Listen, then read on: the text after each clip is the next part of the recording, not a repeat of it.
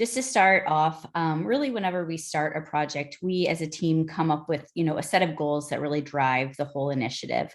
And so for the St. Louis Immersion School, we really had a few that were, in the forefront of everything we were doing. And so first and foremost, we really, through this brand, want to increase the community awareness of the school and its mission. And through that, really position the school as the best choice for St. Louis City families. Through the brand, we really hope that it attracts new students, boosts enrollment. I think what was really exciting about the previous presentation was seeing some of the things that you were doing and seeing that really forward momentum stuff in like our brand and how we could apply it to some of that stuff. And it really was exciting. But anyway, so through that, I think the brand can really, attract new students and attract families and really reinforce the values of the school. And through that, we also want to retain the existing students and really build a sense of pride and community that's already there. So we have a lot of really fun, exciting stuff to show.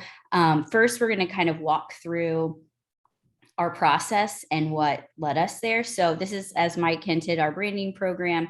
It's broken up into two different phases. The first is research and diagnosis. So we talked to, will you go back real quick, Alex? Sorry. We talked to a variety of people within the school, teachers, faculty, board members. We talked to parents. So that's our stakeholder audit process, where we had one-on-one conversations with people just to really learn who you all are from a very broad perspective. Then we looked at your marketing collateral, things that you guys are putting out right now, what's working, what's not working. Then we looked at the competitive landscape. What are some of these other schools that people are looking at and possibly going, how are they marketing themselves? How are they positioning themselves? And then we really started to just kind of break it down into our key findings and our recommendation. So that takes the form of some language exercises that we're going to run through, which is a brand narrative, some clarifying language, a tagline, some supporting points, and then how that all really starts to come together in the visual identity. And so we'll present that, and then what we call creative expressions. And so they're not really real designs, but how can this brand live in the world? So with that said, research and diagnosis, the first phase that we typically go through is the stakeholder audit. And I know you all have a really long meeting tonight, and so this is a condensed version of the presentation, and so we'll share the full version where it kind of goes through some of those stakeholder audits. So at the end, we'll just have our key findings for tonight. So we're going to actually jump off with a quick kind of condensed version of the competitor audit.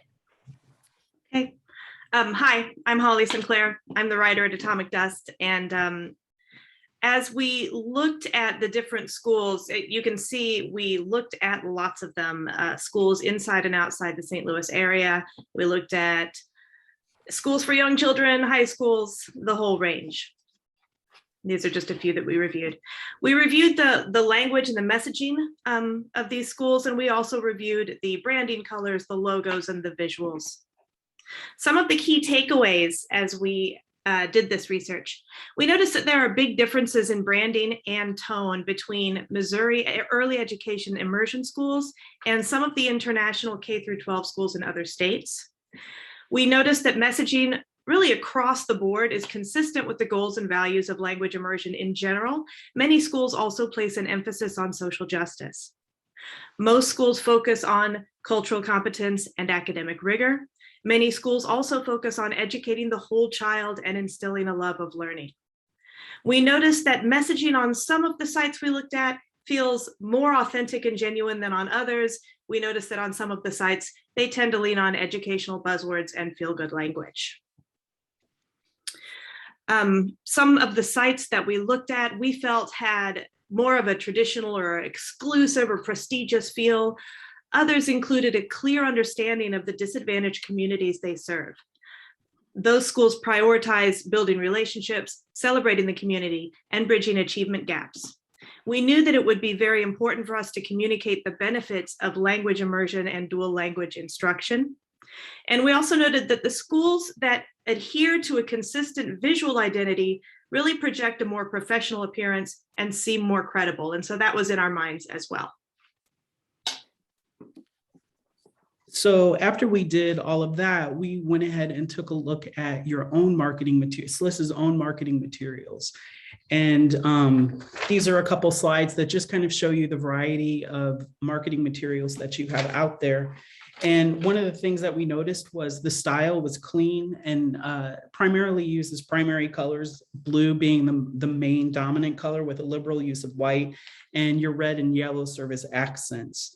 Visually, we kind of felt that it wasn't quite as strong as some of the competitors that we looked at. And at times we also noticed there was a bit of lack of consistency across all of the materials. The SLLIS logo is very unique, but we also kind of felt that it might be a little overly complicated and a little difficult to read when it gets to smaller sizes with, people looking at your logo on all sorts of different devices nowadays. And your social presence wasn't quite as strong and cohesive as some of the competitors that we looked at. From a messaging standpoint, we thought the messaging was clear, but it was primarily geared toward educators and staff. The messaging on the website for the parents is informational, but lacks a consistent voice. The site is clean. It's not as clean, vibrant, or welcoming as the school itself. There's an opportunity to develop a website that more closely reflects the school, its values, and really its personality. While the mission statement is clear, much of the homepage is not. Multiple menus and calls to action kind of complicate the navigation. And one of the big things that we noticed was the target language programs and the dual language focus are not easily accessible from the homepage. There's a couple dead links on the homepage that link directly to, that are supposed to, looks like it's supposed to link directly to your programs, which we thought we should focus more on that language. Some pages like Who We Are text heavy with a few images.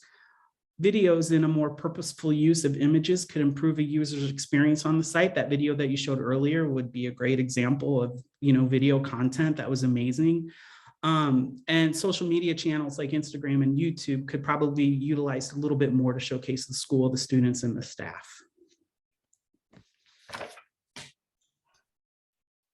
Okay, so these next few slides just represent our key findings and a few things that we had top of mind as we went into our branding process. Most stakeholders that we talked to are confident that the strategic plan St. Louis Language Immersion School has developed and the new staff they've brought on board will take the school in the right direction. There's a lot of positivity that we picked up as we were talking to people. St. Louis Language Immersion School needs bold, vibrant marketing to put it on the map and build awareness for St. Louis families. We feel like there's an opportunity to showcase and celebrate how unique this school community is.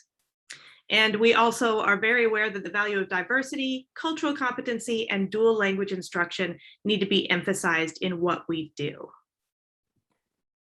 Okay, so once we sort of go through that research process, that leads us to prescription and recommendation. And the first thing that we do is what we call a brand narrative. When we work on a brand narrative, we are trying to tell a story. We're trying to tell the story of why the school exists.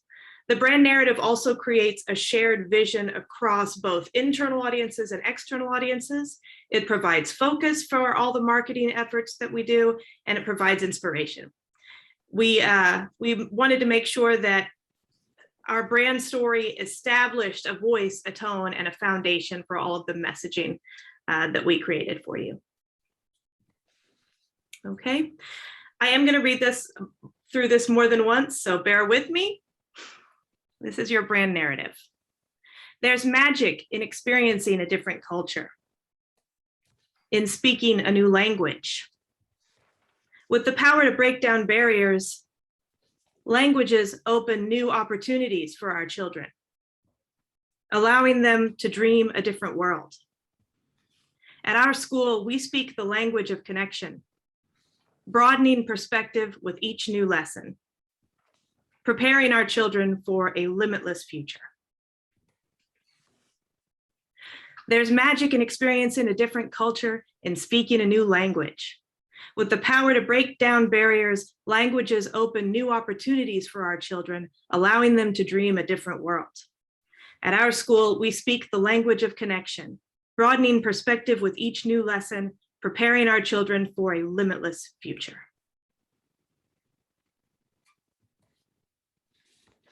Okay. Once we've told the sort of your origin story, we come up with clarifying and reassurance statements. These begin to define what you do, for whom, and for what benefit. And it allows you to really embrace what makes your school different. We also are aware that we're trying to avoid buzzwords, but we want to give you sort of your elevator pitch to sum up your school in a couple of statements. St. Louis Language Immersion School, a free pre-K through 8 charter school, gives St. Louis City children a bilingual and biliterate education. To unlock opportunities for our children, we provide a place and a plan, a nurturing community where we model cultural understanding and give children the academic skills they need to thrive. Okay. Our clarifying and reassurance statements sort of lead us next to what you might consider your tagline. So St. Louis Language Immersion School, the language of connection.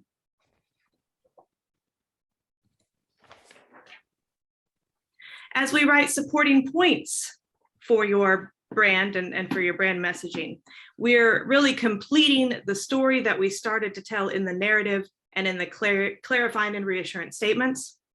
We want to define St. Louis Language Immersion School's approach, attitude, and points of differentiation. And you will have to forgive us because we found these translations on Google Translate. So I am sure that there are better translations out there.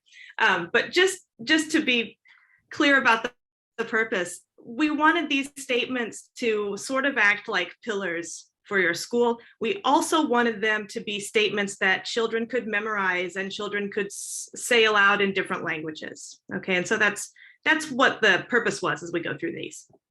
Equity, where every voice is heard. As a school committed to anti-racism and cultural competency, we believe in engaging all voices and providing all students with unlimited opportunities. Empowerment, where every child is loved.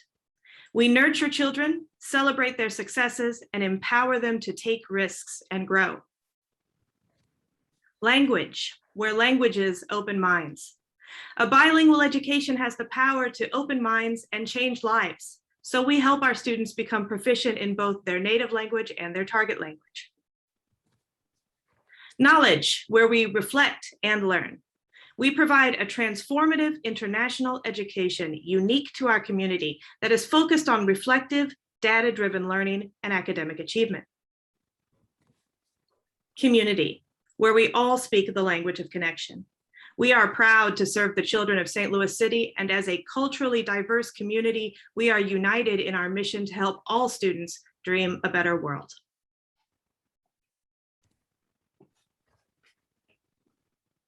So that leads us to our creative expressions and the logo. So when we began the design process for SLLIS, the supporting points that Holly came up with kind of served as a guidepost for the design. And when we were, as I was continuing to explore the design process, I came across these diacritical marks, which kind of serve as the inspiration. These geometric shapes kind of served as an inspiration and a jumping off point for the design. I thought these were really interesting points, and it's almost like the visuals of language, if you will. And so these are inspiration. It's not, we're not trying to recreate these, but I just kind of wanted to give some background on where some of these designs came from. So using these words, I was kind of thinking, how could I come up with a visual language to kind of represent these words? Are there symbols that could represent each of these words or concepts? So here's what I came up with for some symbols for each of these words. So for community, I was thinking of an unbroken circle, which represents the community with the child and the student always at the center. Equity and equal access are represented by 2 horizontal bars. Knowledge is represented by a spark-like shape because I was kind of thinking of the spark of knowledge to kind of ignite the lifelong love of learning. empowerment. To Holly's point earlier, we're nurturing the whole student and we're empowering the whole student. And I feel like all of that kind of comes down to the heart. Language and global perspective is pretty simply represented by a globe. So how do all of these different parts come together to kind of form a new logo for the school? So this is a black and white version of what we were thinking of for how all of those different pieces come together. And digging a little bit deeper into the design, what we were trying to do was give the school a modern identity, but something that was still friendly and approachable.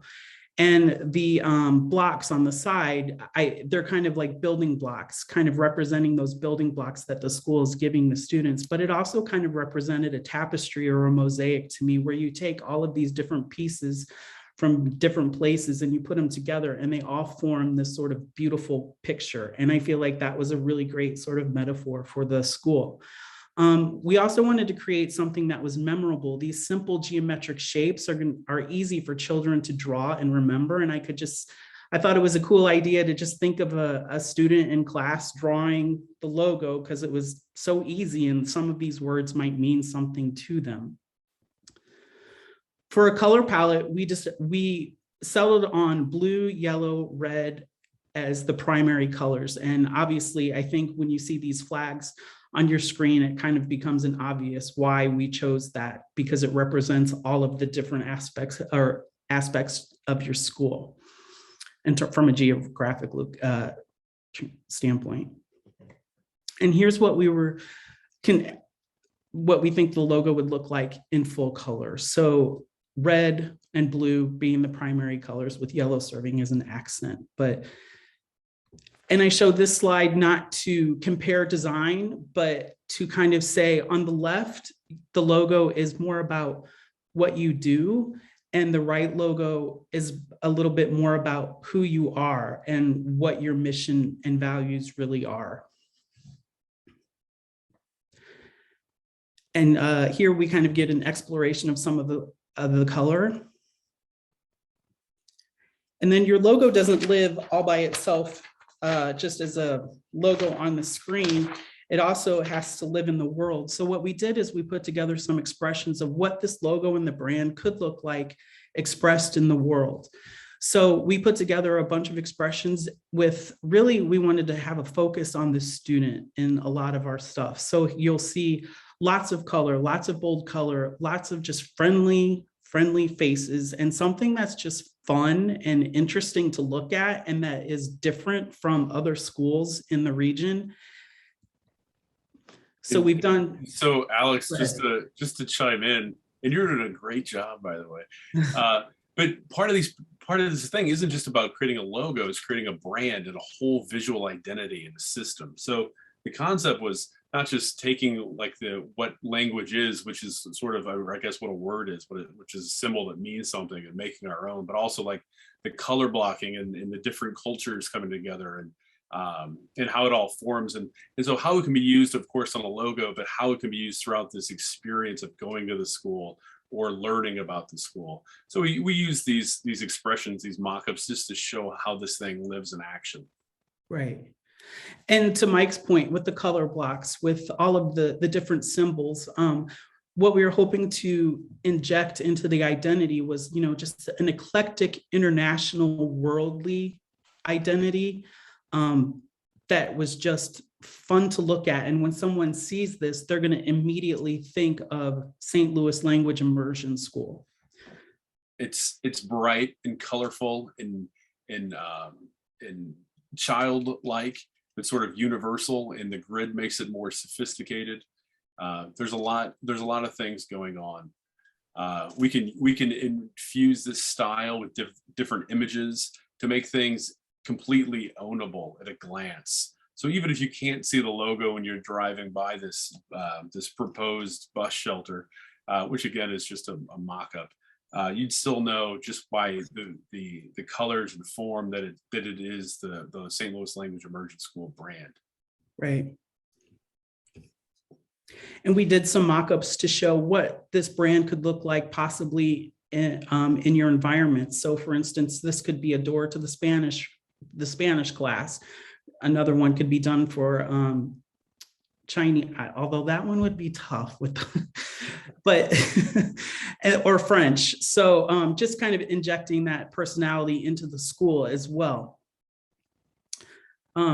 Again, we could put it on notebooks. We did some t-shirts and we did a secondary logo that you can see on the red t-shirt, which, you know, if you wanted to really show off those symbols, you could use that on different things too, when the name doesn't need to be as prominent. One thing that I forgot to mention about the design of the logo was one of the points that we did want to make, or one of the goals that we did want to achieve, was to make the name St. Louis Language Immersion School much more noticeable and prominent in the logo. Uh-oh, I'm getting here's what a potential homepage could look like. Just friendly, kid-focused, all about the imagery is taken from your social media, but look at those kids, they're just like making connections with one another. It's really inspiring. So we've got some swag. We did, again, we did something else. Here's what your entry could look like with some, you know, vinyl on the wall and some letters. Whoops. This is a mock-up of a Instagram post of what your social media feed could look like. We did a sports jersey just for that future when you've got that going. If you ever get a cycling team. Yeah, if you ever get a cycling team, that's your jersey. Good. We did some more expressions to kind of show all of the different, how t-shirts, how bags, how screensavers could look in all of your different languages, and how it's very bold and colorful, and I think playful, but I think it's sophisticated in its playfulness. It's not, you know, too over the top. We did some options to show you what the exterior of the school could look like with the soccer stadium going in right across the street. We thought it would be an amazing time to kind of look at your facade and what could the front of the school look like. So we've added, you know, envisioning window graphics, banners that could hang from the side of the building. We've got your name in metal letters on the front. So really making this an experience when the kids see it, and also kind of saying to St. Louis, hey, something really cool is happening here. Check it out. And then lastly, we did take a look at a mascot. So this is Lingo the Fox. You want me to talk about this a little bit? Yeah, Holly can kind of give you some background on why we chose All right. Yeah, we were tasked with coming up with a mascot idea, and I threw out a few ideas that were terrible. And then we found this one. Really, we were looking at mythical creatures around the world, and noticed that there are some creatures that many cultures and countries have in common. Dragons is one, and there are others. And a fox. The fox is also very common in just about every cultural, the myths about every culture that you look at. And it comes along with ideas like cleverness and quickness. And so we came up with the idea of Lingo the Fox. And I think it would be very lame if it were not for Alex's artwork. So, but here's an idea for a mascot. And that is going to wrap it up for our presentation. Well, great job, Alex. I don't know if there's any questions or comments or what the format is, but thank you for thanks for hiring us, and thank you for the chance to share and to share this with the board. And yeah, thank you. So does anybody have any questions? Anyone want to explore any of the images or thought behind it anymore? I have a quick question. The symbols that were developed to correlate with the areas of like community, knowledge, empowerment, and so on. those 5 symbols were very clear. In some of your other graphics, I saw other symbols that were different. Yeah. Something like with the double triangle and that. Do those symbols have additional meaning, or what's their role? Yeah. So, we condensed this presentation, but those additional symbols, I created a bunch of different symbols, and some of the ones here, I didn't have a use for them, but what I was thinking was it could represent different grades. It could represent, a symbol could represent the first grade or the second grade. And the other thing, so it was, I guess, long story short, they were developed to represent other aspects of the school as it became necessary. If you felt it was necessary, I just wanted to give you sort of a library of symbols if you wanted to. And then, the other thing I was thinking was, these symbols are so easy and they're so geometric that it would be cool if the kids drew a symbol that for a word that represented them, and you could have this beautiful mural in the school, or running down the hallway or something like that. So because these are so simple and easy to draw, I just feel like there are so many different opportunities to pull everybody into the identity and the brand and really make it ownable amongst everybody, and just make a really cool experience versus it just being a brand.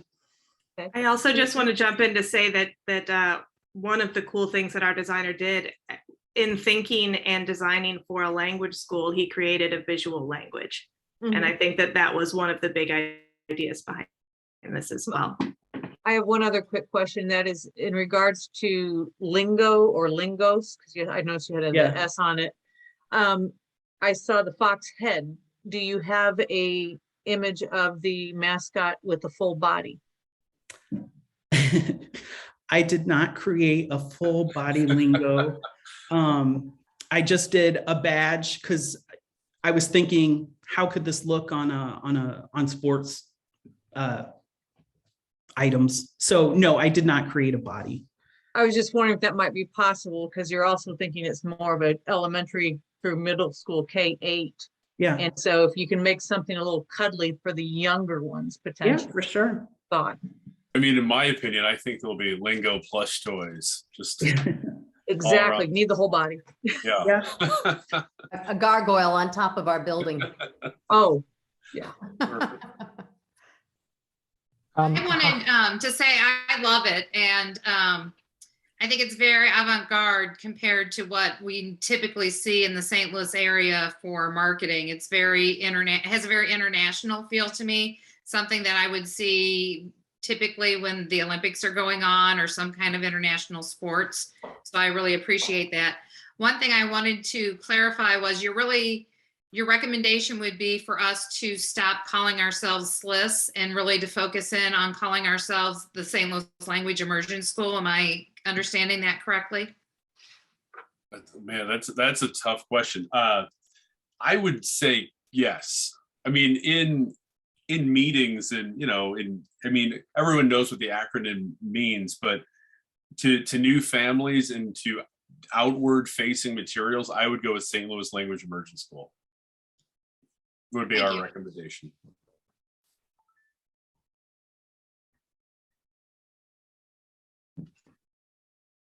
Hi, this is Arun Bhattacharya. Thanks so much for that presentation. I really enjoyed it. It's always really fun to see what designers can come up with, and how you're just trying to interpret what you've heard from the various shareholders and convert that into some sort of a visual description. So I think it's really fabulous.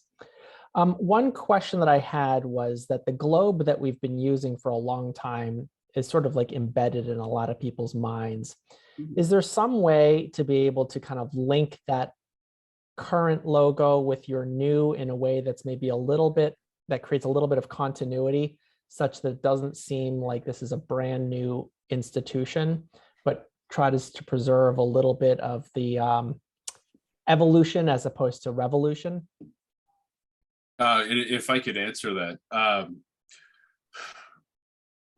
depending on how you roll the brand out, there's plenty of opportunities to fold that in. Although ultimately, I don't see the old mark, the old globe is part of this identity just because of the style of it. Of course, this is just, you could do it, but in our opinion, it would be better if you use it as more as a transitional solution and not the final. Sure, thanks. Just wondering. I wanted to add one other quick comment, actually two. The first one is excellent presentation. Really loved everything. The one concern I have, and this is probably kind of goofy, but on your color selection, it seems like everything was selected from colors in the European side of the world. And many Latin countries with Spanish have a lot of green in various flags, whether you're talking Mexico, Brazil, etc. And I'm wondering if you can add green just to expand that to not being so European focused in your flags. Yeah. I mean, I think or that side of the globe focus. Yeah. It's not just Europe. Yeah, I think a green would work well, within the palette, for sure. Alex, would you mind just advancing the slides just slowly? Yeah.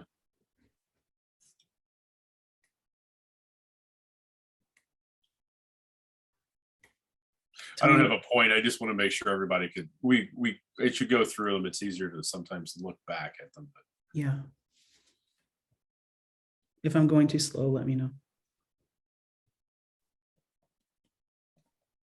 But I think what's really, and I'm completely biased, but what I think is successful about it is that it's such you have a graphic device. You have a visual identity that anything you make, you already know if it will look like the brand or not, which I think would give the school a really great advantage in marketing, just to be as recognizable and hopefully as iconic as you could be, versus other schools that when they market, they probably have the same challenges of finding great pictures or something. With this, you can easily invent great materials even without photography.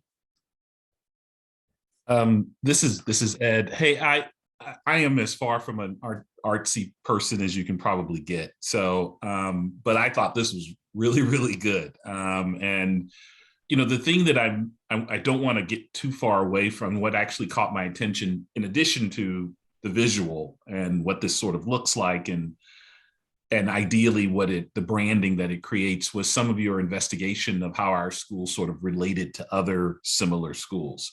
That kind of caught my attention. And I mean, you use terms like others were more sophisticated or more focused language, or I kind of, for whatever reason, that sort of stuck with me as, boy, how do we close that gap, right? So that this is part of it. It's not all of it, but it's part of it, right? And so I am sort of, I don't know if we can go back to some of those slides that were right at the beginning, but I'm particularly curious about how the best ways for us to sort of mimic the things that you saw with some other schools that you thought were Sure, either more focused or more sophisticated than what you're doing. I mean, what I would say, one, I would be happy to talk about it with anybody who would like to. The version of this presentation that we are sharing today is a very pared down version, because we didn't want everyone to fall asleep and we didn't know what was appropriate to share. So this is sort of an overview, but we would be happy to discuss any more in-depth topic. I just don't know if streaming on Facebook Live is the place. I understood. but we're happy to. I'm just trying to be sensitive to the information. That's fair. I noticed in the chat that someone is asking about the term lingos. The name lingo kind of came from linguistics, or lingo as in talk or conversation. I don't know if it has negative meanings in other languages or the languages that you teach. That would certainly be something to look into in more depth.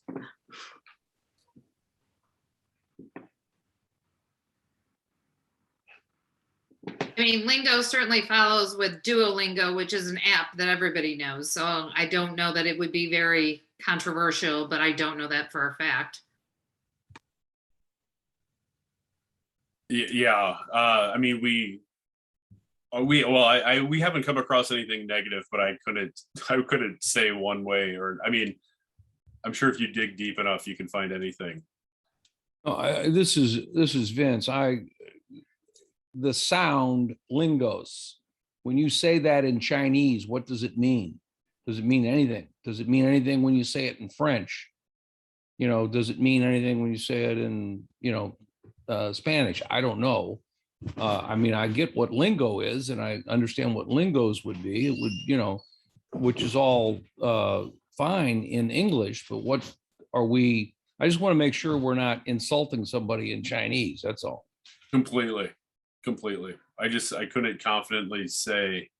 Well, I mean, I believe we're not, but I'm not fluent in Chinese or Chinese culture, so we'll have to. We have some people who do, and they'll figure it out. I'm sure you can help with that. Thank you.